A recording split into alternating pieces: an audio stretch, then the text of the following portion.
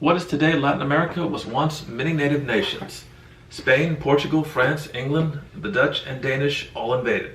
They carried out genocide after genocide and enslaved both natives and Africans.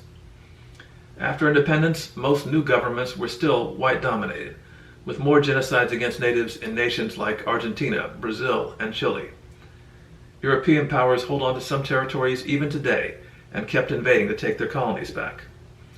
The United States invaded too, overthrowing or trying to overthrow over 60 governments. The last attempt in the year 2020 in Venezuela. The U.S. also took half of Mexico's land and a tenth of its people, then Puerto Rico and the Virgin Islands. There is a long history of many Americans fearing and hating Latinos. Latin America's image, and to an extent reality, is often one of instability, poverty, drug cartels, revolutions, corruption, and refugees. But it did not have to be this way. Latin America could remain all or mostly native nations. I spoke about this in detail in the previous series, What If Natives Won? Poverty, white domination, and foreign invasions could have been stopped, prevented, or limited. The U.S. could have been more Latino culturally, with higher numbers of Latinos. The U.S. could have been less racist, less dominating, or the U.S. could be defeated.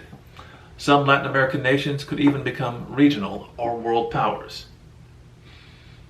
There is a huge lack of alternate history about Latin America and Latinos. So much alternate history is Europe-centered, mostly because so much history and history teaching is Europe-centered. This series is dedicated to scenarios, points of departure, and possibilities of Latin American victory within Latin America and a more Latino, less racist American society. My name is Carroll. I'm Associate Professor of History at Northern Virginia Community College. I've written mostly about wars, veterans, human rights, and genocide. My next history book will be Genocide Denial in America, about the 7 genocides against indigenous people that took place in the U.S. that most were never taught about, don't know, or deny. I've also written some science fiction, mostly alternate history. One story, Timely Saviors, appeared in a short story collection, The Witness Paradox. I'm also, together with Rob Schmidt of Bluecorn Comics, editing and putting out a short story alternate history collection, What If Natives Won? I've also written a sci-fi alternate history book, The Man in Black, the first of a series.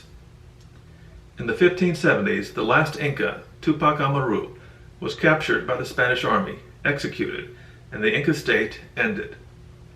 Most Americans only know the name Tupac Amaru as part of the name of the rapper Tupac Shakur, named so by his parents who admired Tupac Amaru. In the 1780s, a descendant of Tupac Amaru, José Condorcanqui, a curaca or magistrate, led a rebellion against Spain that almost succeeded. Condorcanqui renamed himself Tupac Amaru II and claimed to be his descendant. His revolt liberated much of what is today Peru and Bolivia, commanding an army of up to 60,000 with dozens of female officers. There are 2 arguments over why he was defeated. Some believe if they had taken Cusco by surprise, the revolt would go much farther. Others point to the mass executions of Spaniards after the Battle of Sangara turned many criollos and mestizos away who might have joined the revolt. Certainly Spanish propaganda portrayed them as vicious savages based on race hatred, a way to deflect the hatred and violence of the Spanish imperial system. Amaru inspired many, Marxists, guerrillas, political parties, artists like poet Pablo Neruda. In the short term, he inspired numerous native revolts that continued until independence 40 years later. The most important of these revolts was Tupac Katari in Upper Peru, today Bolivia. Katari commanded up to 40,000 troops and laid siege to La Paz, leading to 20,000 deaths. Like Amaru, Spanish propaganda described Katari as a merciless savage. Also like Amaru, he became a symbol to leftists and natives, from guerrillas to unions to political parties to NGOs. So how could either leader, or the 2 of them together, have won against Spanish armies? When Spain finally lost most of its colonies in the 1820s and 30s, it was from 2 things. First, Spain was invaded by Napoleon and spent most of its efforts fighting to kick out the French. Second, the British sent its navy, arms, and money to aid rebellions against Spain. If either of those happened 40 years earlier, Amaru and Katari have a good chance to win. In the 1780s, Britain was fighting a rebellion by American colonies. Spain, in turn, provided money, weapons, and its troops in Florida attacked the British in Georgia. If the British retaliate by aiding Amaru or Katari or both, Spain could also lose Peru. British arms give the rebels an advantage. So would the British Navy bombarding Callao or Tacna, these two port cities. An earlier or more decisive victory might mean no massacres at Sangara or fewer deaths in the siege of La Paz, but this still would not change the anti-Spanish nature of the revolt. An independence war, which is also a social revolution, mean elites are, while not wiped out physically, it could mean these elites are swept from power. Just as discussed in the previous videos, this means other independence movements in Spain's colonies are inspired. They are free 20 to 40 years earlier. New nations, not Criollo-dominated, are freer. They are less likely to be caudillo-run. They are less corrupt. The Catholic Church will be far weaker, and native religions and religious traditions will grow.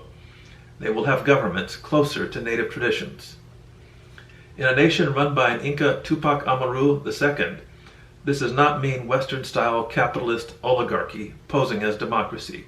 It means a hierarchy with the Inca at the top. But it also means a system where elites have strong obligations to commoners. The Inca state has long been argued by many scholars to be an early example of socialism. Latin America, or Indo America, will be very different. If the overthrow of Criollo domination becomes a race war, international isolation is far more likely. The British may drop their support. The new Inca state may become as much of a pariah in Europe and North America as Haiti was after its slave revolution. But as the earlier video pointed out, a blockade is almost impossible. There are thousands of miles of border, and all Latin America or Indo American states will at least trade with each other.